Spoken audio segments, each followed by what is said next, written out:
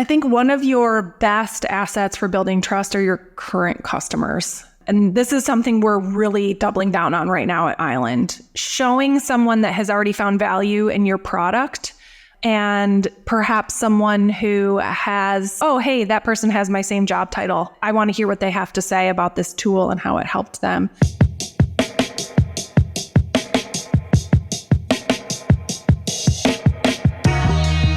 Welcome back to Content in the Kitchen, where we gather around the kitchen and chat about content marketing.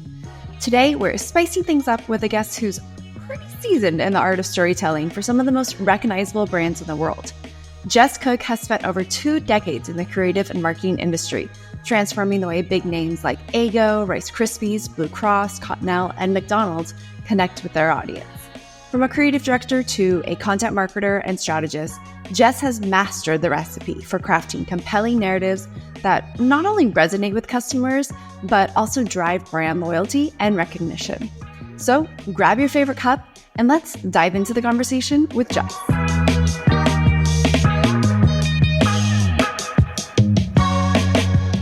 All right, let's kick off with the first question. So when you're not at your desk doing all of the fun content things and you find yourself in the kitchen, what is your go-to dish to cook? I am a horrible cook despite my last name. Horrible. So this is going to be like a plug for one of those home meal services. We have done for almost the past year Home Chef, and it is delightful. It is very enjoyable, and everything comes to you, but you have to do a little bit of prep, but not so much that it's annoying, but like enough to feel like you're actually making a nice meal for your family. So yeah, that's my go-to. Otherwise, I don't know. We do spaghetti once a week. We do like Taco Tuesdays, like the kids will eat. Yeah, keeping it traditional. With that meal kit, are you still chopping things up, or is everything like ready and you literally just saute? Sometimes they will send whole potatoes and you're like chopping them up and boiling them and mashing them. And then sometimes it's this, you chose the quick recipe for that day. And so it sends them pre-mashed and you just have to heat them. So it's a little bit of everything. It's fun. I like that because chopping is like the vein of my existence. I've tried knife skills, I've tried knife lessons, and I cannot get things consistent to save my life. Yeah, no, I'm not great at it, but sometimes it's, I don't know, therapeutic to be like, step away from the computer, play some music, chop a potato. This is where we are with our therapy. Yeah, I know. I'll take it. Speaking of content marketing, you have worked with some huge brands from like McDonald's to Eggo, now Island.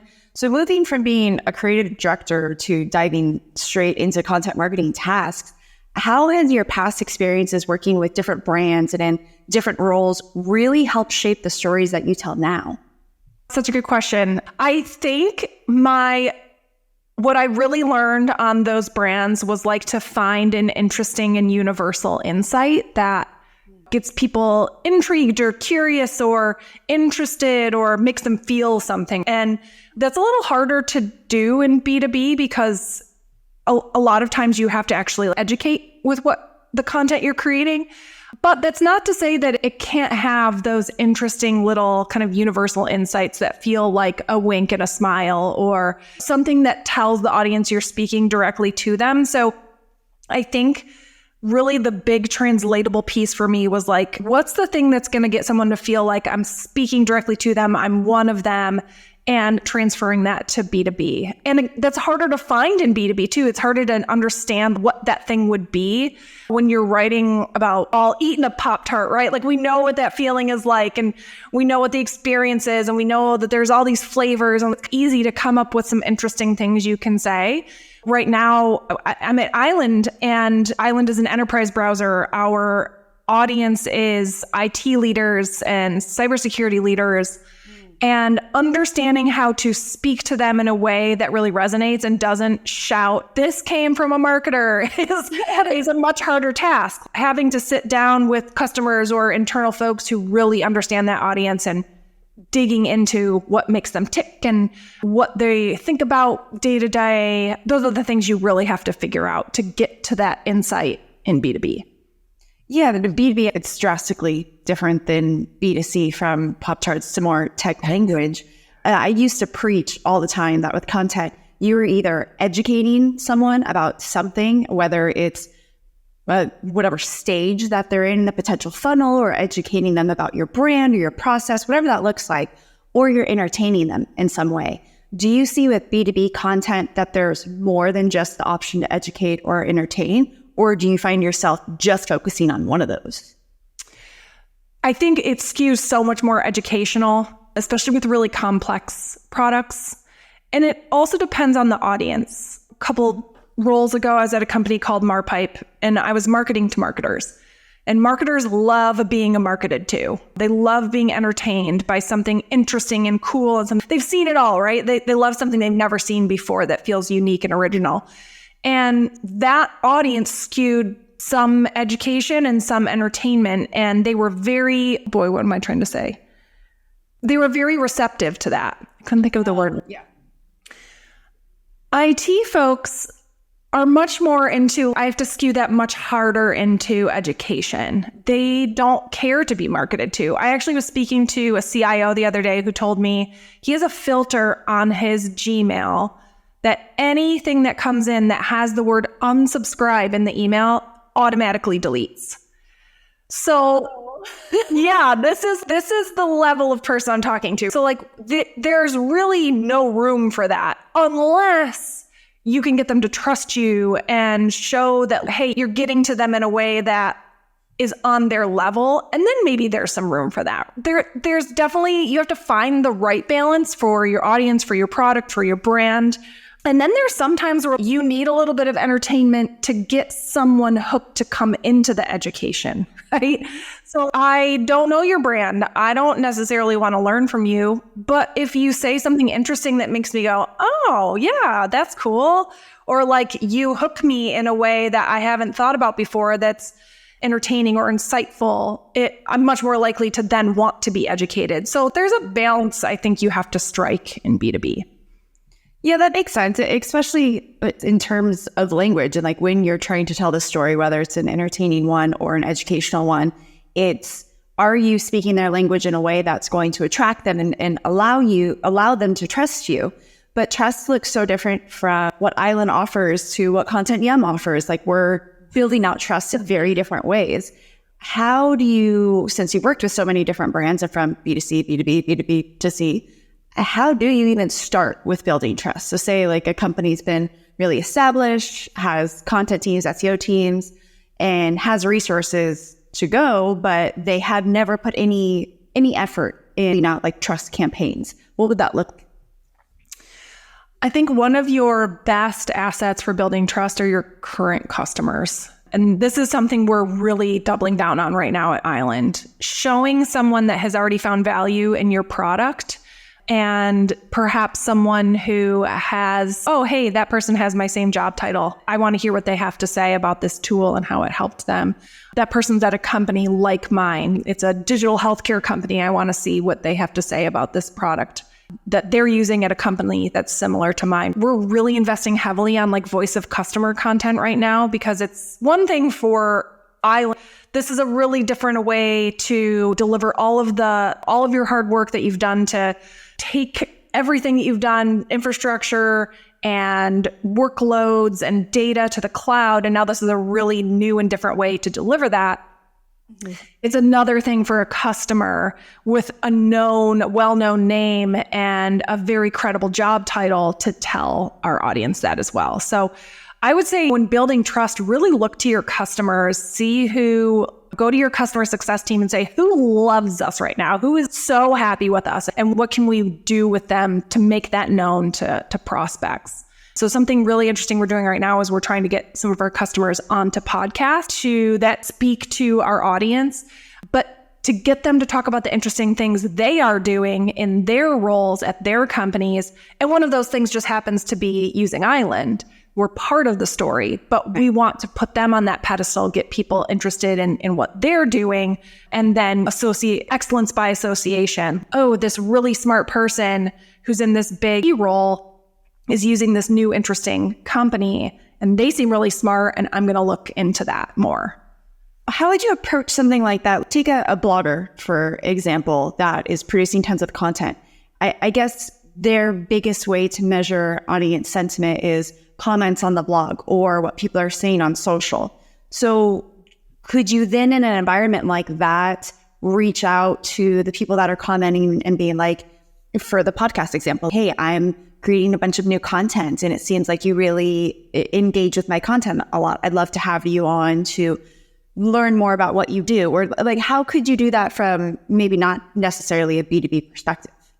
Yeah, absolutely. I think bringing in people who engage with the content you're putting out there, who have really stark opinions, whether they mirror your own or not, is a really interesting way to get some dialogue going. You can build a lot of trust by having a conversation with someone who you disagree with and keeping it civil and showing both points. And I think that's a really interesting way to go about it. Yeah, I think too, I had a point and then I lost it. I'm so sorry. It happens to me all the time. It happens to me at least 3 times a day. I call them trains where I jump on a train and it's running that way. And then halfway through, I'm like, and now I'm on this train. I completely forgot my point over here. Okay, we're talking about... okay, yes. Okay, you got it? I got it now. I think something else to watch too in that scenario is who's sharing your content. If someone is sharing something and then tagging you on LinkedIn and saying, hey, this really resonated with me.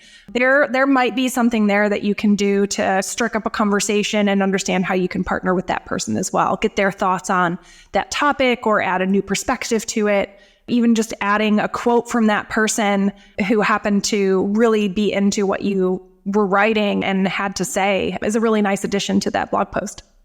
Yeah, definitely. I'm so happy that you brought up LinkedIn because that's how I personally discovered you, is through LinkedIn, through being recommended, following your content, then following the podcast. And so through that narrative, I was able to naturally build trust with you and understand that, oh, wow, she really knows her stuff. Like, she's a content marketer who walks the walk. Like, she's not just producing a bunch of lovely AI generated content. There is trust through that process. And that can be really hard to measure. And it's also like incredibly timely. I don't know when LinkedIn first recommended me to you and then started that journey. But now, however many months that's been, I now have that full trust built. In kind of paths like that, where it's really hard to pinpoint where the original source was, where a potential customer or audience member started to develop that relationship with you. Do you have any methods of tracking, all right, this was that initial pinpoint, or this is a good enough metric for us to understand that now we have this new audience type? What does it look like when you're really measuring that relationship with a new audience member and the stories that your brand is telling? That's a really great question. So I think 2 sides to this in my brain. One is personally. So personally, I know that you and I have traded comments and had discussions in the comment section before. And we've done that enough. We're like, I know Ashley. I like, without really knowing you, I know you. And so there's definitely ebbs and flows to that in personal branding on LinkedIn, where I all of a sudden, and I don't know what it is. I don't know if it's the algorithm or like whatever, but there will be like phases where, oh, Ashley and I have been like commenting on each other's stuff for a while now. And then, oh, here's somebody else that's new maybe to my content and they've been commenting a lot. Now I'm seeing their stuff pop up, right? And so there are certain people who, like you, like really stick out. Like, you have commented a lot on my content. And so it's, yeah, I know her and I can trust her and we have similar perspectives, things like that. So there is definitely just some, I guess it's more anecdotal than anything, of like, people will come in who it's very clear they're interested and your content is resonating with them. And I would say, look at those folks' profiles. What is it about their background that interests them in your content and your perspective? And that can help you shape the content you create. On the brand page side, something that we're looking at right now for Island is growing the kind of wedge of the pie of our entire follower group that consists of C-level executives, senior and director level, like those higher level IT professionals. It's one thing to have a lot of followers. It's another thing entirely to have the right followers. And we're really, I think for a little while there, we had a lot of sales folks following Island because they were colleagues of our salespeople. We have a very large sales team. They heard of Island maybe through some of our fundraising and they're interested in the company or perhaps working there, which is amazing to have all of that support. But our content then is not being seen most of the time by the right people. So we're trying to course correct that a bit with the right kinds of content and the right kinds of paid campaigns and getting the right kinds of people to interact and engage with our content that will help. Oh, if we're having a lot of salespeople interact with our content, the algorithm's going to think it needs to be shown to more salespeople, which is not the case. We want CXOs to see that. Trying to get more C-level, senior level people to engage means you need to write your content, create content at a level for those people so that they engage, so that it shows it to more of those same types of folks. So it is a strange kind of, depending on the way it's working for you, vicious or virtuous cycle. Once you really pinpoint what the kind of content needs to go to the right audience, it can help you build out the bigger piece of that pie in the right way.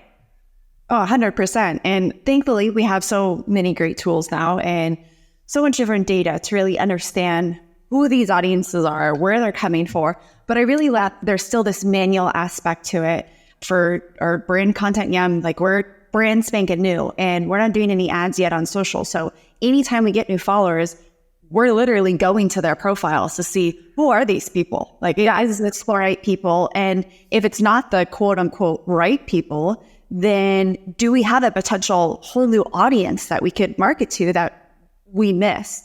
And I love that you were able to identify that there's this sales audience and it's okay, that's great from a relationship standpoint and awareness, cool, that's awesome. That's not the people that we want to talk to. So once you have that right connection of you are engaging with the right people that you want to talk to, how do you start understanding the verbiage for those people to create new content strategies? A lot of that has to do with going back to your customers and speaking with them and understanding, why did you choose Island? What were you doing beforehand? What was like what I always like to ask, what happened on the day when you decided you needed a solution like this? What was the straw that broke the camel's back? Were you like, enough, I can't live this way anymore? Those are always great stories to hear. So going back and listening to that and then using the words they use, it's really as simple as that. My previous role was at a company called Lasso, and they were a platform for event production companies. Mm-hmm. And the term used for anyone who might run lighting or audiovisual equipment or anything like that was tech. They always called them a tech. And so it said technician. It was very clear that you were either very green or like you weren't really comfortable with the right term. And so it's little things like that stand out where you're like, that's what we say. That's the lingo we use in the biz. And you have to listen for those. Sometimes you can use them verbatim on your site, in your content. And sometimes they require a bit of tweaking to fit within the brand or whatever, but like as close as you can get to the exact phrasing they use on multiple things to describe their problems, to describe your product, to describe their own roles or their own tasks in their role, the closer you're going to get to one, feeling like you're speaking again to that person to bring more of that type of person in. Two, that's how they're going to search when they perform a Google search, right? Like they're going to say it in the terms that they're comfortable with, that the business has reinforced over many years of using that lingo. And so the closer you can get in your content, the more likely you are to show up when they go to find you. Yeah, and when you're trying to understand those differences, which from tech to technician, that's such a small difference. I could totally see brands making that mistake and then being like sticking out like a sore thumb. One of the things you could definitely do is always go to Facebook groups and join Facebook groups, put the keyword or whatever your new topic's going to be. There's a search bar on top, drop it in there and start to literally read sentiment. Same as going to Reddit, the big R word right now. Yep. But like going to, let's call it forums, any forum of your choice, and typing in that topic or keyword and really taking the time to learn. This isn't something that takes hours and hours to do, but you can definitely quickly figure out sentiment as well as any kind of different slogans or shortening terms, things like that. Objections, like why they're like, oh, this is not the solution for me. Or I heard that this tool does this. We've seen that. I've seen that so many times on Reddit where it's, I don't use this product because X, Y, and Z. And okay, go take that. That is a straight objection right there. Go turn that into a blog post about to bust that myth, right? Change somebody's misconception that you are your product is not enough or doesn't do the thing they want it to do. That's how you're going to change people's mind. You're going to confront that objection before they even have it. Do you then go, and I feel like in my experience, this is always the hardest part. Like, how do you then go tell them, hey, we've addressed this? Do you just voluntarily go into that Reddit forum and silently drop a link and be like, oh, look what we did here? Like, how do you be like, look, we fixed it? I think that's such a good point. I think the best way to do that, we do that on LinkedIn sometimes too, is we'll post something and someone will comment on it. How about this? I heard Island can't do, I don't know, this thing. And so I'll go to one of the engineers and say, can you craft a response for this? It's like much too technical for me. Yeah. And your title just lends that credibility. The moment you post this, it's going to come across as, oh, okay, this is a person who really knows what they're talking about. So I would never respond to something like that, either on LinkedIn or Reddit or wherever it happens, from a company account. I would find someone within the company who has a handle on Reddit, who is comfortable jumping in and saying, hey, actually, we wrote a blog post about this exact thing, might be helpful, here you go. So it doesn't feel like people on Reddit are very precious about that space. Brands come in, they feel like it's a buzzkill, you've ruined the party, right? But if someone from the company who's like the right person to address that question comes in, it feels much more authentic and trustworthy, again, to go back to that. Yeah, and someone who can actually continue the conversation. Exactly. It doesn't just end at that. Like the engineer can come back and be like, yes, we actually can do X, Y, and Z by doing A, B, C. And then that's when I feel here's a longer explanation. Yeah. And that's when everyone jumps on, what about this and what about that? And have this whole issue to address. Yeah. And if you have me behind the Island account trying to answer that, and I'm like, you have a solution architect in there, they're going to be able to fire off the right answer quickly and build that credibility.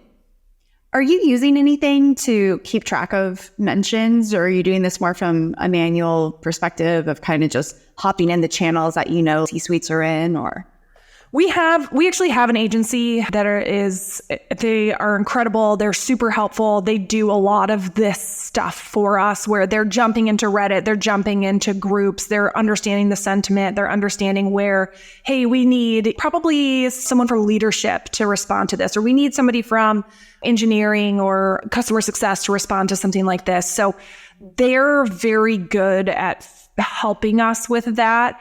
I would say without them, I don't know that we'd have the bandwidth to dig into that. That's one of those activities where that's easy to do when you have a large team or an agency. It's a lot harder to do when you're small and you're just trying to stay afloat in terms of creating the right kinds of content and distributing it in the best way possible. And then to actually have to layer on top of going to the places where you aren't usually and see what people are saying is, man, that's a lot. That's definitely an extra. I would call that a nice to have, but we're lucky enough to have a great agency who can do that for us. Because even if you have Google alerts for your brand mentions in every variety possible, and then like BuzzSumo, that's been my combo for so many years from a lack of a resource perspective. But there's still so many conversations that I'll find out like way later. Oh, how did neither of these great tools catch that? And we're not there yet from a tool perspective to be able to have a one catch-all, even though they try. Totally. And it's one thing to automate like the alerts of that for you to know it's happening. It's another to prepare the reply and make sure it's accurate and addresses the question in the right way and has been signed off, and then have the right person go in and reply. Like that's a whole other workflow. So yeah, that's a tough one. And it's very good to know. It's awesome that you have those alerts set alerts set up and you're like, okay, sentiment's good. We can just keep moving. Oh, okay, here's something we might need to address this, but it's the actual like addressing of it where it starts to get, you're adding another workflow and frankly, more work to a small team's plate. Totally. And it's also the riskiest part. I feel like another really risky part within the whole storytelling realm, whether you're addressing people's comments on random forums or trying to create a content strategy that is on that educational aspect, is doing so in a way that reaches people on a global audience. And you've worked with such global brands. Have you come across any strategies that tell a story and do so to where everyone can connect with it? Or is that even possible? That's a good, who does that really well is Slack. I don't know if you've ever, they're right down to, if you go into like the the App Store on your iPhone and you go to download the update for Slack on your iPhone. And the copy that they write in there is so lovely. Like sometimes it'll just be like, this update's going to fix some bugs, but how's everyone doing? Are you guys doing okay? Things are getting weird. I think this is during COVID. They were like really good at this. It was like, things are getting weird. We just want to make sure you're all right. And even in social, I know on LinkedIn, they're also very good at just like personalizing responses and really making it feel like there's a team behind that social account that cares.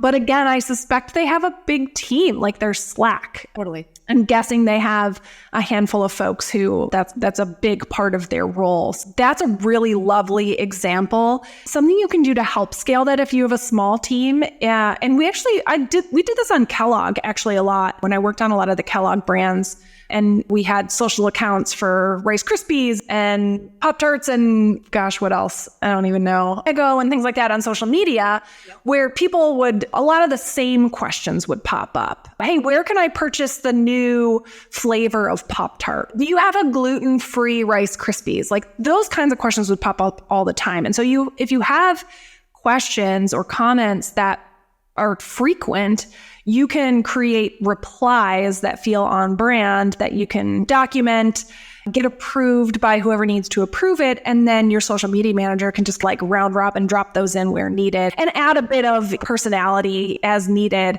And that was really successful for us where it was like, oh, you want to know where buy the new flavor? It's really good. You're going to love it. Check out the where to buy tool on poptarts.com. And we would lead them there. So it was like, but like we could take that answer and set it up with a little intro 75 different ways and deliver the right answer. That's a little harder, but you can get to the crux of a lot of, again, like frequently asked questions.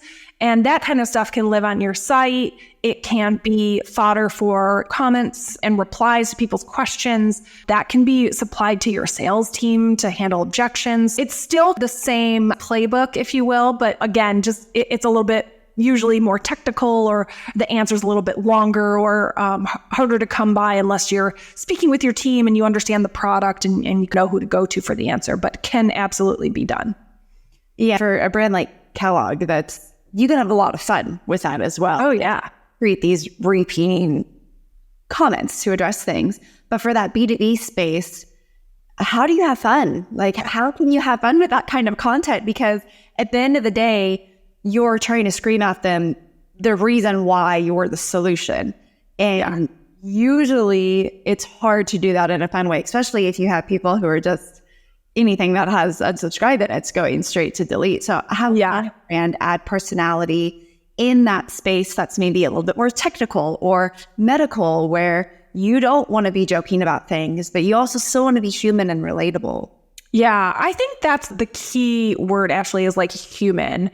Because that's hard because fun is not everyone's cup of tea and probably it doesn't need to be a part of every brand. I would not say that the Island brand is fun.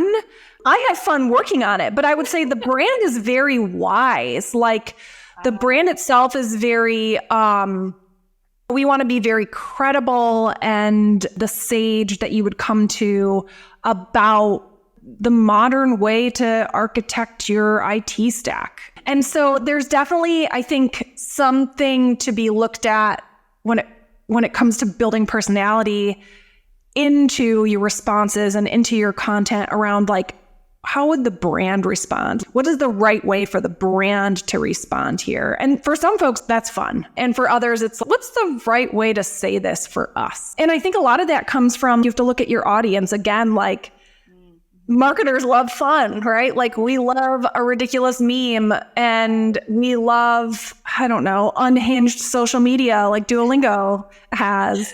Yes. But that probably won't fly for a lot, like a medical audience or, right? So I think you have to look at that a bit and really understand like, how should we respond? And I think I like the idea of like, how can we build personality into this that feels like us? Yeah, it's almost like taking a second to, even if you're an established brand, to figure out who your identity is as a brand and dictating that identity by not just what you offer and what you can provide, but by who you're providing it to. And yes, that's going to be a mix of different personas. So is it appropriate to say even a brand's been established for 10 years to do that pause and that brand identity and reevaluate personas and then come out with this new brand appeal? And if so, like, how can you reintroduce yourself? What does that look like in terms of content? That's a good question. I don't know that I have really ever encountered that myself, but I can tell you a really interesting kind of case study in marketing to multiple personas is Twilio does a really nice job of this. I know they have a couple different audiences. They have like marketers, they have engineers, they have ops people. And a lot of those three audiences I just named are like vastly different in how they think about their job and what they need to do and their pain points. And they can take the same message and twist it in a way that makes sense for whichever audience they're talking to. They can take the same feature, maybe has a different benefit for each of those audiences, and they can present it in a little bit different way.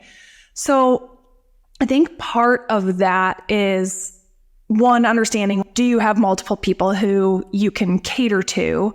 Mm-hmm. Two, do you have the team, the bandwidth, the expertise to be able to go after multiple personas at once? Because that is also really hard. If you have a small enough team, you probably just want to whittle it down to the one that is going to have the most impact until you can have a bigger team and you can actually like tackle another persona. But let's say you do, like, then figure out, okay, if we're going all in on this like new product launch, this new feature is coming out or this new product is coming out, what can we say about it to each of these groups that is going to resonate? And that gets tricky. That's like boiling it down to, again, what do those three personas care about? What is standing in their way of like innovation or progress or looking really good at doing their job? And sometimes it can just be like little adjustments too. When I was at Lasso, we had this really big product launch and we had like 10 personas. And we didn't always, it was a lot. Wow. It was like from the person in the warehouse to the production company owner to the head of finance kind of thing. So it was a lot. And obviously those are all very different roles. A small team. And so there were times where, okay, we're not going to be able to do 10 campaigns, but we can take one email and write the intro 10 times and segment the list and send this basically the same email and the same content, except for that intro that feels very tied to the each persona. Mm-hmm. And we did that a number of times and always saw really great success from that, because the moment that person opens the email, and the subject line was very relevant to the different personas as well. So tying kind of those two things to, hey, how can we personalize this a bit and maybe get a little bit higher engagement, a little bit higher conversion rate to get someone to sign up for the wait list or the webinar on this, was really helpful. Just even those little bits of personalization can make a big difference. Yeah, that's a huge point. I love how you were able to reuse the content, because I feel like when we think about creating content for various personas and writing it in their language and like doing that huge rabbit hole of a deep dive, it's always this idea of starting from scratch. Yeah. That you were able to use what you had, that you knew, okay, this, for the most part, this works, but let's modify this part so that it relates to this specific persona. And then I would assume schedule it out from there to not all the same content publishing, because users will be able to catch on to that. But like, yes, being strategic with how and when you're reusing that content. Absolutely. Yeah. As we wrap up, this has been a ton of great info, from storytelling to really understanding personas, brand voice, and really the personality of the brand. I'd love to know what your current secret sauce is. What's that must-have tool that you're in love with right now, or that strategy that you just tested and you're going all in on? What's your sauce right now? I'm a big believer in the MacGyver rule, which that's going to date me a little bit. But for those who aren't familiar, MacGyver was this like TV character in the, I don't know, late 80s.